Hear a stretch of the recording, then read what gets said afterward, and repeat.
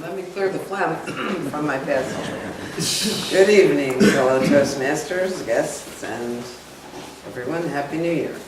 I entitled this "So Many Apps, So Little Time" because a lot of people have so little time because they have so many apps.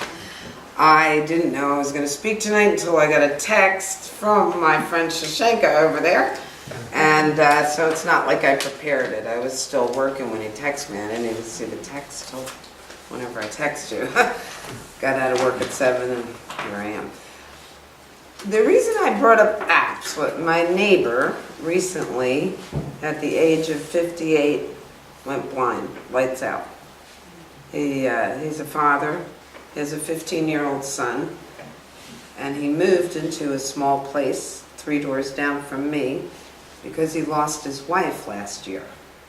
So it's pretty sad. He downsized and moved into a smaller apartment with his son to raise his son, and 3 months later went blind.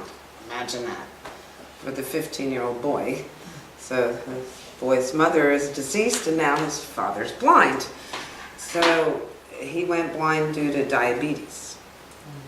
He can stick his own finger, and thanks to apps, there is a finger stick where the app will say your blood sugar is 102.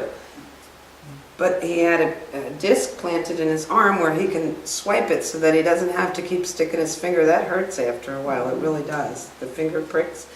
You can hold this device up and it'll tell him his blood sugar through his skin, but because he has no sight, he can't see the results.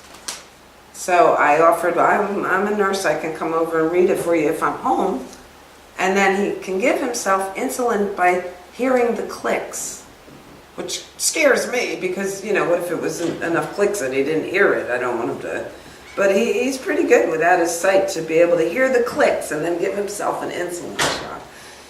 So there is an app apparently on the iPhone 7 that if you download it into here, he can swipe the phone to his arm and it will say your blood sugar is 102. So don't get me wrong when I call people app holes. I'm not that against apps. I know that there are apps that are good. However, last year on my bowling league, my bowling partner is 21.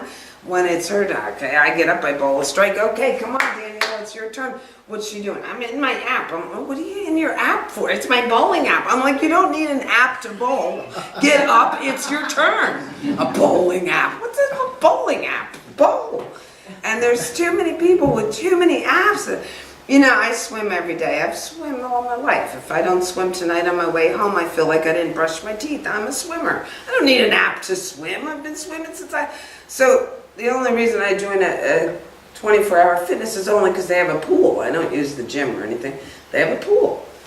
As soon as I join, oh, you want the app so we can tell you when to work out? I said, I can tell you when to work out. Get off your app and get in the pool. You know, I don't need an app to go swimming. Like, what do you, people have apps to brush your teeth? I remember when apps came out. I was working trauma ICU, when text messaging came out, excuse me. I was working trauma ICU. I worked there 22 years. Text messages first came out. We all still had flip phones, you know, and you could text now. It was a new thing. You could text. Well, I was used to my patients in Atlantic City. They jumped off the casino roof when they gambled away their money. They got stabbed. They were gunshot. I had bus accidents. Jitneys ran people over. Shark bites, surfer accidents. But all of a sudden, we started getting texting accidents. These people were the stupidest people. They're walking with their flip phone texting and they walk right into a pole and break their nose. I mean, it's from texting, and it's amazing when I think that was 20 years ago. How much further have we come, though? What are people doing? There were cars out last year, 2018. The Department of Safety had to put out a statement, stop with the dashboard.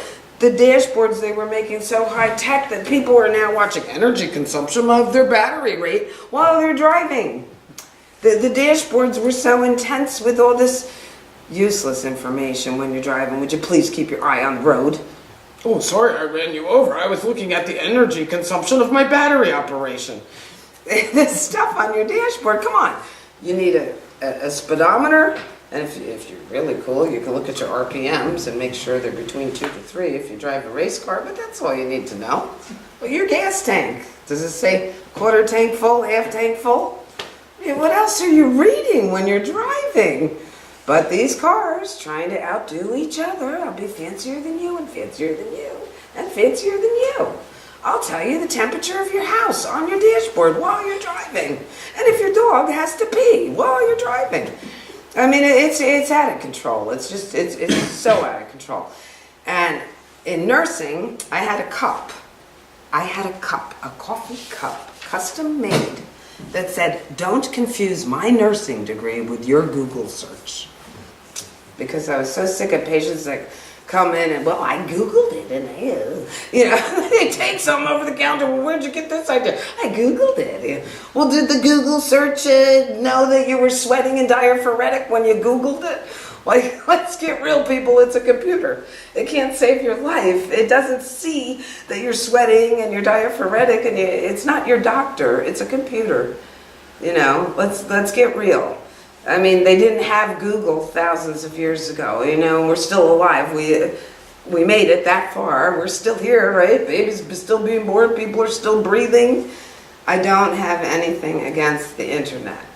What I do have against is people not living their life because there's a screen always in front of their face.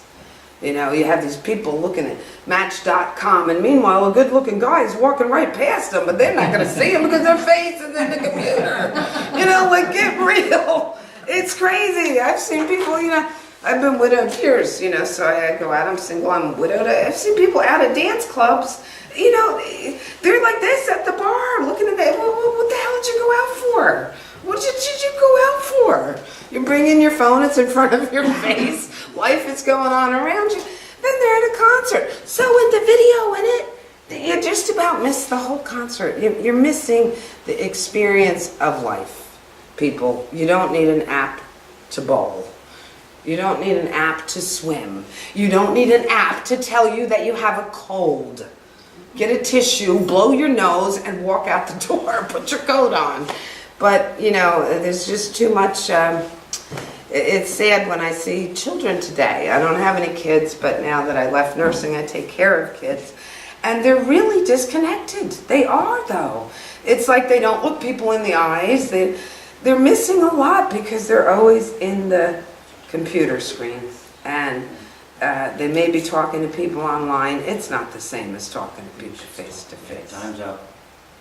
And I am ending.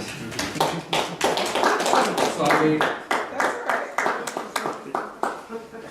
Very interesting. I needed an app to Okay, tell timer. Let's give a